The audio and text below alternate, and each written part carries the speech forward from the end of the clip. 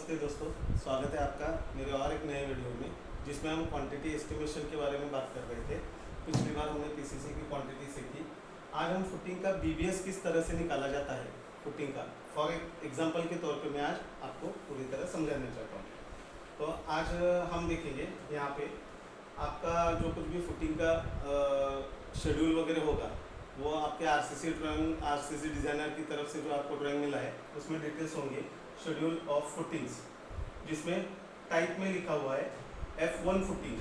F1 footing का पहले तो हमें देखना है साइज 3 मीटर बाय 3 मीटर, उसके बाद में उसका थिकनेस है 600 mm 600 mm और स्टील के डिटेल्स भी उसमें दिए होंगे। इसमें हमने एग्जांपल के तौर पे लिया है 12 mm bar at 100 mm centre to centre both ways. तो उसका कैलकुलेशन किस तरह किया जाता है, तो आपके आरसीसी ड्राइंग में नोट्स में ये भी बताया हुआ रहता है कि उसका स्पेसिंग, उसका जो हर एक मेंबर का कवर कितना होना चाहिए, क्या होना चाहिए, ये सब उसमें दिखाया जाता है। फॉर एग्जांपल अपना फुटिंग का जो है उसका 50 mm कवर रहता है, कॉलम का 40 mm कवर रहता है, बीम का 30 mm, स्लैब का 25 mm।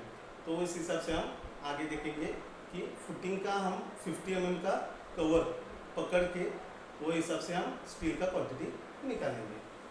तो अभी यहाँ पे शेड्यूल में आपने देखा 3 मीटर बाय 3 मीटर का फुटिंग साइज है, उसका डेप्थ है 600 mm, उसका स्टील इन बोथ वेज है 12 mm at the rate 100 centre to centre both ways लिखा हुआ है।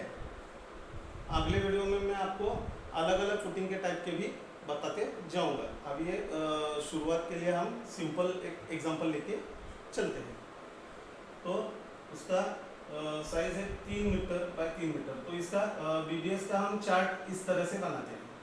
इसमें अभी मैंने आपको थोड़ा पार्ट उसका चार्ट का बताया है, जिसमें लिखा है सीरियल नंबर या फिर टाइप F1 फुटिंग, उसका बार बेंडिंग आएगा, किस तरह से हम स्टील डालेंगे वो आपको मिलेगा आपके आरसीसी डिजाइनर के क्रॉस सेक्शन में। क्रॉस सेक्शन मतलब उसके क्रॉस सेक्शन में फॉर एग्जांपल बताता हूँ, कॉलम उसके क्रॉस सेक्शन में बार किस तरह से प्लेसमेंट किया है वो आपको उसमें दिखाया जाएगा। उस तरह से यहाँ पे लिया है बोथ साइड L, उसका कवर माइनस किया 3000 mm उसका साइज है, 50 mm दोनों साइड का कवर माइनस किया तो बन गया 2.9 मीटर 2900 mm, 300 का L, उसका बार डायमीटर। उसके बाद में बार बेंडिंग के बाद में आता है उसका बार डायमीटर हमें यहाँ पे दिया है 12 mm एट 100 सेंटर, तो 12 mm यहाँ पे लिख दिया। उसके बाद में अपना कॉलम आता है कटिंग लेंथ जो है वो कटिंग लेंथ अपने बार बेंडिंग में जो लेंथ टोटल आने वाला है वो यहाँ पे लिखना है। फॉर एग्जांपल यहाँ पे 2.9 मीटर वो कैसे आया, 3 मीटर का फुटिंग है, उसमें 50 mm माइनस किया, बन गया 2.9 मीटर। उसके बाद में 300 का L, तो 0.6 बढ़ गया, 2.9 प्लस 0.6 3.5 मीटर इस बार का कटिंग आ गया। तो उसके बाद में हमें कॉलम लेना है नंबर ऑफ बार्स कैसे लेना है। अभी ये बोथ वे है, उसमें 3 मीटर बाय 3 मीटर दोनों साइज सेम ही है, तो 2.9 जो है इतना लेके उसमें कितने बार्स बैठने वाले, both way 100 mm centre to centre, उस हिसाब से 2.9 डिवाइडेड बाय 0.1 जो कि 100 mm है, तो बना 29 प्लस 1, जो कुछ भी आपका कैलकुलेशन में आने वाला है उसमें प्लस 1 हमें ऐड करना है, जो स्टार्टिंग 0 पे आता है। यहाँ पे जो बार आने वाला है वो 0 पे है, यहाँ से 100 पे, आगे 100 पे दूसरा, आगे 100 पे तीसरा, ऐसे करते हुए हमें 30 नंबर ऑफ बार्स आएंगे। तो यहाँ पे लिखा हमने 30 नंबर्स। अभी बोथ वेज है इसीलिए 30 into 2 x और y, या फिर शॉर्टेस्ट स्पैन लॉन्गेस्ट स्पैन, यहाँ पे दोनों स्पैन सेम ही है, दोनों लेंथ सेम ही है 3 मीटर बाय 3 मीटर, इसीलिए तो 30 into 2 हो गया यहाँ पे टोटल 60 नंबर ऑफ बार्स। ऐसे फुटिंग कितने हैं, अभी यहाँ पे शेड्यूल में हमने एग्जांपल के तौर पे एक ही लिया है। हर एक बिल्डिंग में कुछ 20 कॉलम होंगे, 15 होंगे, 25 होंगे, 40 होंगे, उसमें उन्होंने दिया होगा शेड्यूल में कि कौन कौन से फुटिंग कौन कौन से कितने कितने हैं। तो अभी समझ के चलिए, यहाँ पे अगर F1 एक ही है तो मैंने एक लिखा है। यहाँ पे अगर F1, F2, F3, F4, F5 तक एक ही शेड्यूल रहेगा तो यहाँ पे 5 आएगा। इसके बाद में यहाँ पे टोटल लेंथ हमें लिखना है। यहाँ पे आएगा अपना total length cutting. Total length कैसे? 60 into 3.5 into number of members जो कि 1 है। 60 इंटू 3.5 ये टोटल लेंथ यहाँ पे लिखनी है।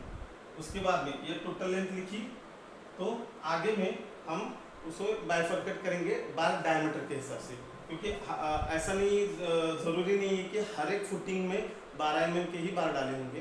कोई फुटिंग में 10 mm के हो सकते हैं, कोई फुटिंग में 16 mm के बार हो सकते हैं। तो जनरली ज़्यादातर फुटिंग्स में 12 mm के बार यूज़ किए जाते हैं। तो इस तरह से उसका टोटल लेंथ आया। टोटल लेंथ आने के बाद में हमें उसका कैलकुलेशन कन्वर्ट करना है लेंथ से केजी में।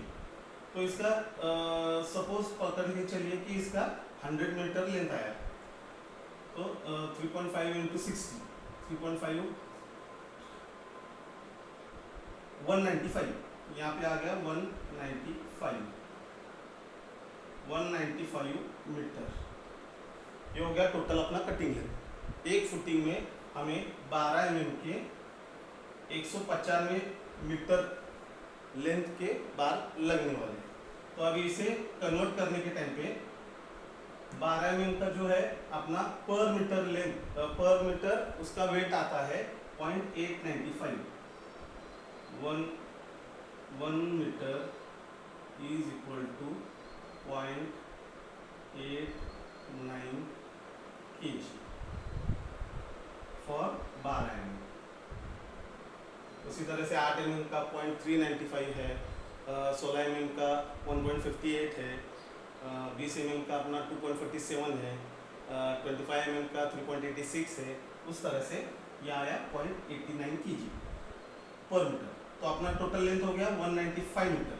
195 इंटू 0.89 जो कुछ भी आया, इस फुटिंग के लिए हमें 12 mm के उतने kg ऑफ बार्स लगेंगे।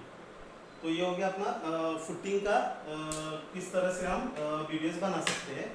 उसी तरह अलग अलग फाउंडेशंस भी होते हैं, फुटिंग्स होते हैं जिसमें राफ्ट आता है, राफ्ट या फिर स्लैब। उसमें हम नंबर ऑफ बार्स इसी तरह से कैलकुलेट किया जाता है, क्योंकि वहाँ पे भी स्पेसिंग दिया हुआ रहता है। स्पेसिंग के हिसाब से नंबर ऑफ बार्स कैलकुलेट करना है, उसका डिटेल्स बार बेंडिंग करके उसका टोटल लेंथ लिखना है। उसके बाद उसका अपना डायमीटर के हिसाब से उसके उसी कॉलम में उसे ऐड करते जाना है। तो इस हिसाब से अपना टोटल बीबीएस हम बना सकते हैं फुटिंग का। तो अगले वीडियो में आपको बताऊंगा कि फुटिंग का आरसीसी क्वांटिटी या फिर कॉलम के जो बार बेंडिंग है, कॉलम के रिंग्स जो टाइज वगैरह बनाते हैं हम, उसके बार बेंडिंग किस तरह से किए जाते हैं, ये मैं आपको अगले वीडियो में बताऊंगा। ये वीडियो अगर आपको इन्फॉर्मेटिव लगी तो प्लीज़ वीडियो को लाइक कीजिए और चैनल को सब्सक्राइब कीजिए और बने रहिए ऐसे ही इंफॉर्मेटिव वीडियोस के लिए मेरे साथ बने रहिए। Thank you.